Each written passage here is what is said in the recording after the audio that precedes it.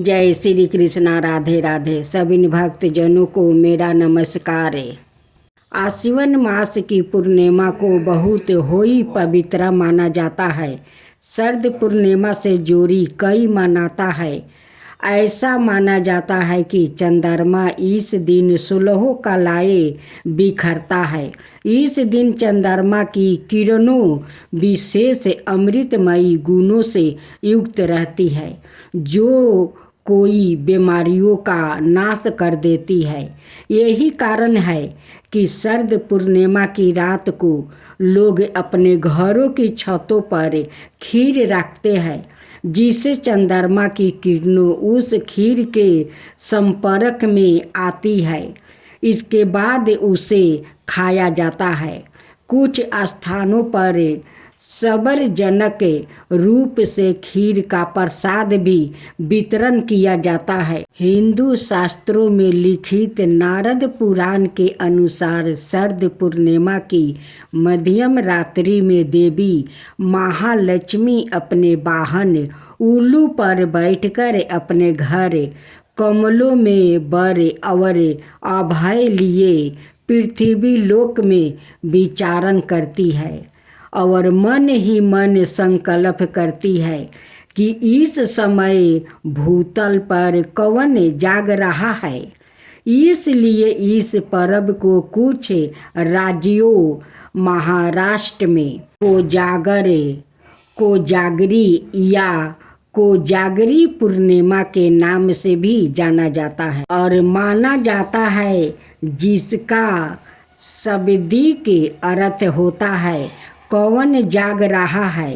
इस प्रकार प्रति बरस किए जाने वाला कोजागर व्रत लक्ष्मी जी को संतोष करने वाला है।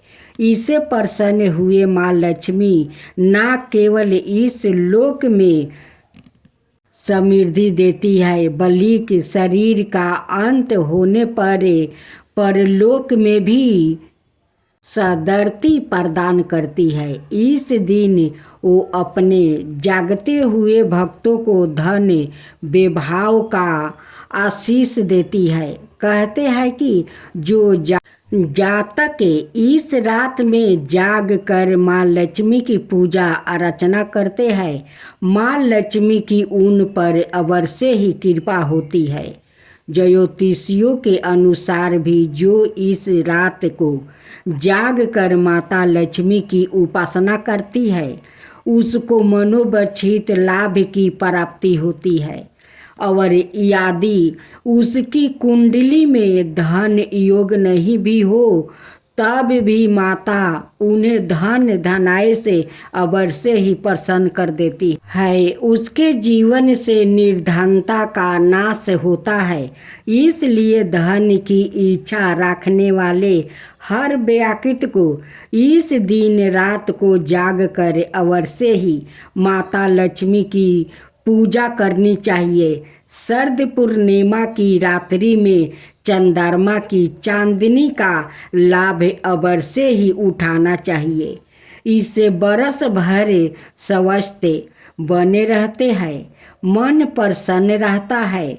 शरद पूर्णिमा को रास लीला की रात भी कहते हैं। धर्म शास्त्रों के अनुसार शरद पूर्णिमा की रात को ही भगवान श्री कृष्णा ने गोपियों के साथ रास रचाया था। पूर्णिमा व्रत कथा। एक कथा के अनुसार एक साहूकार को 2 पुत्रियां थी। दोनों पुत्रियां पूर्णिमा का व्रत रखती थी, लेकिन बड़ी पुत्री पूरा व्रत करती थी और छोटी पुत्री अधूरा व्रत करती थी।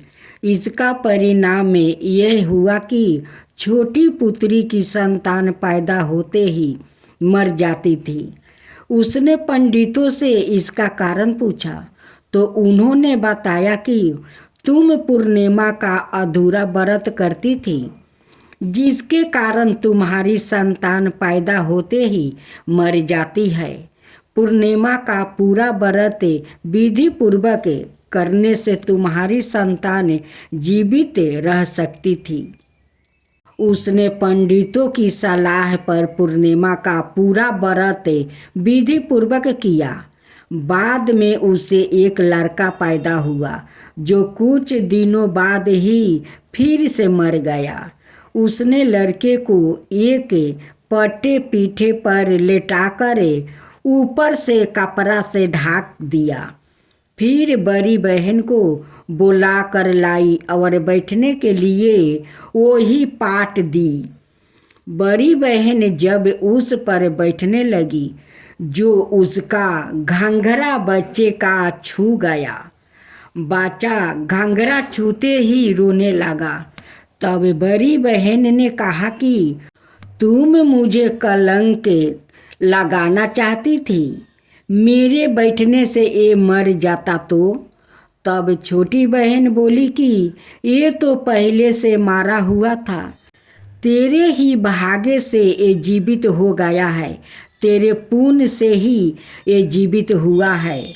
उसके बाद नगर में उसने ढिढोरा पिटवा दिया कि सभी पूर्णिमा का पूरा व्रत करें। आज मैं एक कहानी सुनाने जा रही हूँ जो विष्णु भगवान और उनकी सेवक की कहानी है। इस कहानी को आप लोग ज़रूर सुनिएगा। अगर मेरा कहानी आप लोग का अच्छा लगा तो और संगे शेयर कीजिएगा। भगवान की मर्जी, जीवन का सीख देने वाली कहानी। एक आदमी मंदिर में सेवक था। उसका काम मंदिर की साफ सफाई करना था। भक्तों और श्रद्धालुओं द्वारा दिए गए दान में से थोड़ा बहुत उसे मंदिर के पुजारी द्वारा दे दिया जाता था। इसी से उसकी गुजारा बसर चल रही थी। वो अपनी जिंदगी से बहुत परेशान और दुखी था।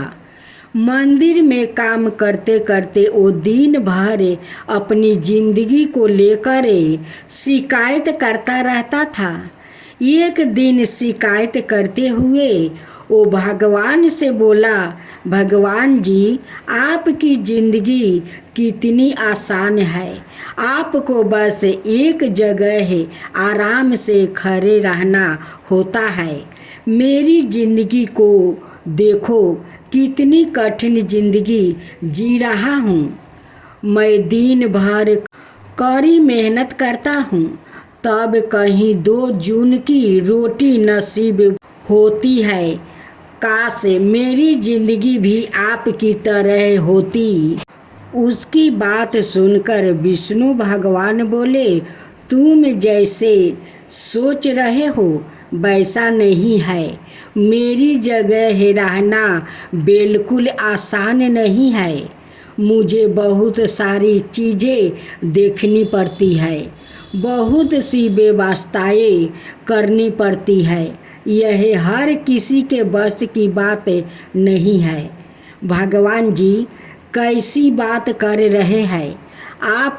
आपका काम आसान ही तो है। आपकी तरह तो मैं भी दिन भर खड़े रह सकता हूँ, इसमें कौन सी बड़ी बात है? मंदिर का सेवक बोला, तुम नहीं कर पाओगे, इस काम में बहुत धैर्य की आवश्यकता पड़ती है। भगवान बोले, मैं ज़रूर कर पाऊँगा। आप मुझे एक दिन अपनी ज़िंदगी जीने दीजिए। आप जैसे बताएंगे मैं वैसा ही करूँगा। मंदिर का सेवक जिद करने लगा। उसकी जिद के आगे भगवान मान गए और बोले, ठीक है, आज पूरा दिन तुम मेरी ज़िंदगी जियो और मैं तुम्हारी ज़िंदगी जीता हूँ। लेकिन मेरी ज़िंदगी जीने के लिए तुम्हें कुछ शर्त माननी होगी। मैं हर शर्त मानने को तैयार हूँ भगवान जी। सेवक बोला, ठीक है, तो ध्यान से सुनो। मंदिर में दिन भर बहुत से लोग आएंगे और तुमसे बहुत कुछ मांगेंगे। कुछ तुम्हें अच्छा बोलोगे तो कुछ बुरा। तुम्हें हर किसी की बात चुपचाप एक जगह मूर्ति की तरह खड़े रहकर धैर्य के साथ सुननी है और उन पर कोई प्रतिक्रिया नहीं देनी है। सेवक मान गया भगवान और उसने अपनी जिंदगी एक दिन के लिए आपस में बदल लिया। सेवक भगवान की जगह मूर्ति बनकर खड़ा हो गया। अब भगवान मंदिर की साफ सफाई का काम निपटाकर वहाँ से चल गए। कुछ समय बीतने के बाद मंदिर में एक धनी व्यापारी आया। भगवान से प्रार्थना करते हुए वो बोला, भगवान जी, मैं एक नई फैक्ट्री डाल रहा हूँ, मुझे आशीर्वाद दीजिए कि वो फैक्ट्री अच्छी तरह चले और मैं इससे अच्छा मुनाफा कमाऊँ। तो उसका बटुआ गिर गया। जब वहाँ से जाने लगा तो भगवान की जगह खड़े मंदिर के सेवक का मन हुआ कि उसे बता दे कि उसका बटुआ गिर गया है, लेकिन शर्त अनुसार उसे चुप रहना था। इसलिए वो कुछ नहीं बोला और खामोश खड़ा रहा। पुलिस नाविक को पकड़ कर ले जाने लगी। भगवान बने आदमी को अपने सामने होता हुआ ये अन्याय सहन नहीं हुआ। शर्त अनुसार उसे चुप रहना था, लेकिन उसे लगा कि बहुत गलत हो चुका है। यदि अब मैं चुप रहा तो एक बेकसूर आदमी को व्यर्थ में ही सजा भोगनी पड़ेगी। उसने अपनी चुप्पी तोड़ते हुए कहा, आप गलत व्यक्ति को पकड़कर ले जा रहे हैं। ये बटुआ इस नबी के नहीं चुराया, बल्कि इसके पहले आए गरीब व्यक्ति ने चुराया है। मैं भगवान हूँ और मैंने सब देखा है। पुलिस भगवान की बात कैसे नहीं मानती। उनकी बात मानकर उन्होंने नबी को छोड़ दिया और उस गरीब आदमी को पकड़ लिया जिसने बटुआ लिया था।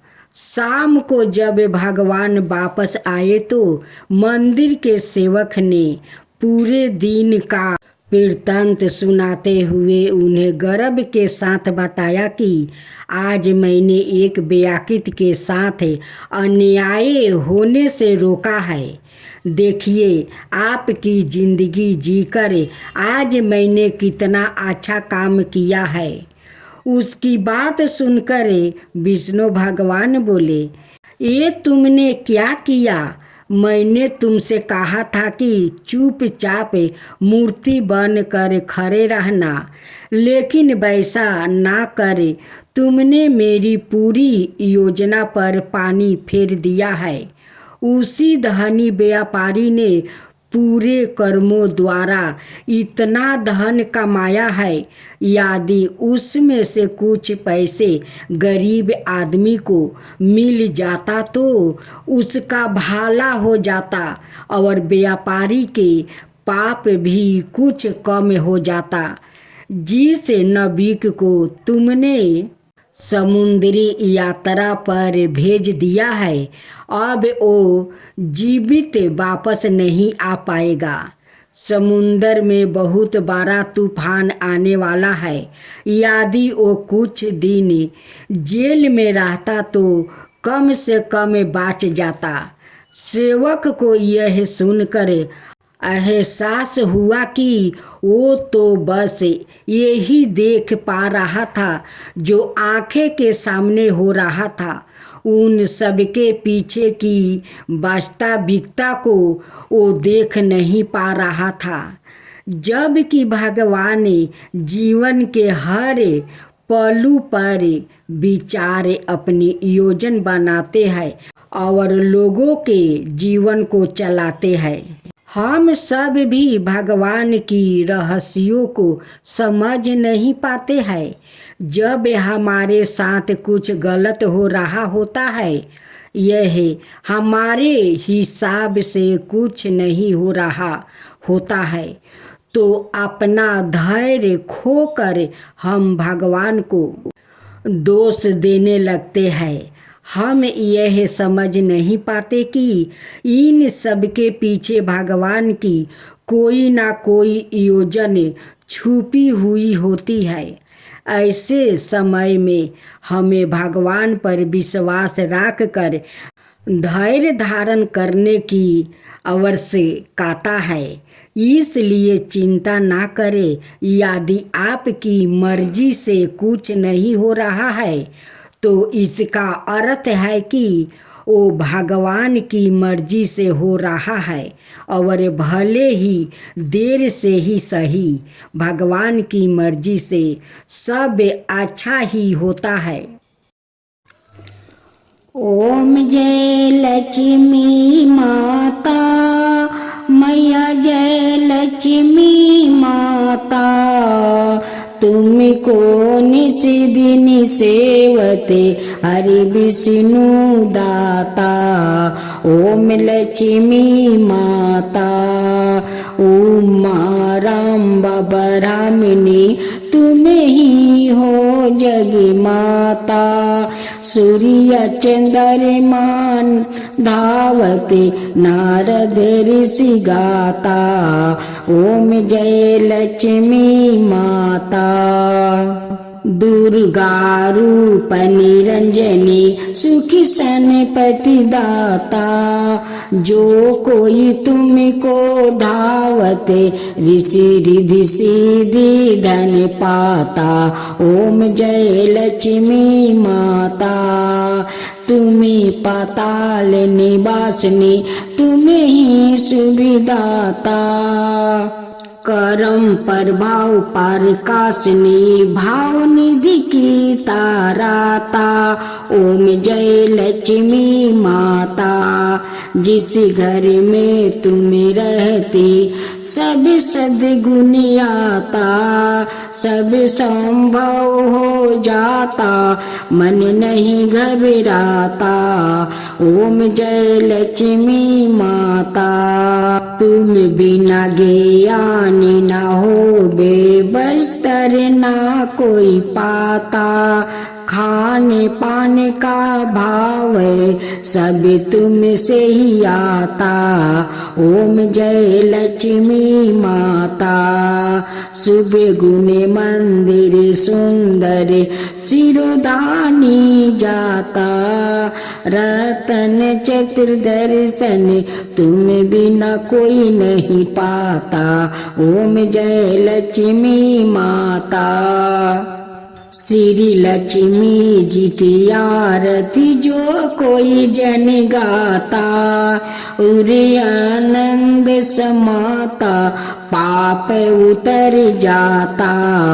ओम जय लक्ष्मी माता, मैया जय लक्ष्मी माता।